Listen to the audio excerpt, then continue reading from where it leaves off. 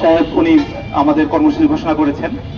আপনারা দেখেন যে আমরা কিন্তু সরাসরি রাজপথে আসি নাই, আমরা প্রথমে জেলা প্রশাসক মহোদয় এবং সড়ক ও জনপদে যিনি এক্সচেঞ্জ রয়েছে, নির্বাহী প্রকৌশলী রয়েছে, তার সাথে আমরা দেখা করেছি, আমরা স্মারকলিপি দিয়ে। আজকের এই সাংবাদিক সম্মেলন কিসের সম্মেলন? এই বীরশ্রেষ্ঠ ক্যাপ্টেন মহিউদ্দিন জাহাঙ্গীর সেতু টোল মুক্ত করার দাবিতে সাংবাদিক সম্মেলন।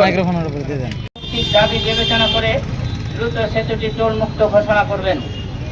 সাংবাদিক সম্মেলনে সাধারণ সম্পাদক ইকবাল আহমেদ ভাই উপস্থিত আছেন, চাঁপাইনবাবগঞ্জ সিএনজি মিশুক গণঅভ্যুত্থানের পর আপনারা দেখেছেন যে বাংলাদেশ সেনাবাহিনী তারা এই মহানন্দা যে কোনো ব্যবসায়ী তারা ইজারার দরপত্র কেনেন নাই।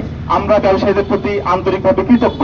তবে আপনি যেটা বলেছেন যে আমাদের নেক্সট কর্মসূচিটা কি, আমাদের নেক্সট কর্মসূচিটা হলো যে এখন যারা ইজারা নিয়ে রেখেছেন তাদের ইজারার মেয়াদ আগামী 30শে জুন শেষ হবে। 1 জুলাই থেকে সরকার খাস কালেকশনে যাবে, অর্থাৎ প্রশাসন নিজ উদ্যোগেই টোল আদায় করা শুরু করবে।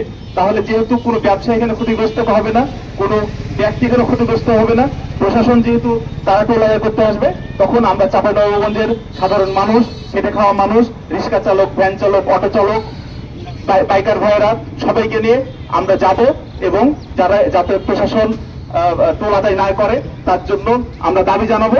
যদি ওনারা দাবি না মানেন, টোলের দাবি আদায় কিভাবে মানাতে হয় সেজন্য যতটুকু কঠোর হওয়া প্রয়োজন, কর্মসূচি যতটুকু কঠোর হওয়া প্রয়োজন আমরা ততটুকু কর্মসূচি দিব ইনশাল্লাহ। তবে আমরা চাইবো যে কোনোভাবেই যাতে কোনো জানমালের ক্ষতি না হয়, কোনোভাবেই যাতে কোন সম্পদের ক্ষতি না হয়, কোনোভাবে যাতে বিশৃঙ্খলা সৃষ্টি করতে না পারে। আমরা জানি যে বর্তমান সরকার বারবার বলছে যে আমরা জনবান্ধব সরকার। বর্তমান সরকার যদি সত্যি সত্যি জনবান্ধব সরকার হয়, আমরা আশা রাখবো তারা জনদাবির প্রতি সম্মান প্রদর্শন করবেন এবং জনদাবি মেনে নেবেন, চাঁপাইনবাবগঞ্জের মহানন্দা সেতুকে টোল ফ্রি হিসেবে ঘোষণা করবেন। বুঝতে পারে এবং এই সাধারণ মানুষ যাতে করে আমরা আমাদের সাধারণ মানুষের আর্থিক উন্নয়নের বিষয়ে মঞ্চে আসন গ্রহণ করেছেন জনাব অ্যাডভোকেট ইলেকট্রিক অ্যাসোসিয়েশন আসন গ্রহণ করেছেন।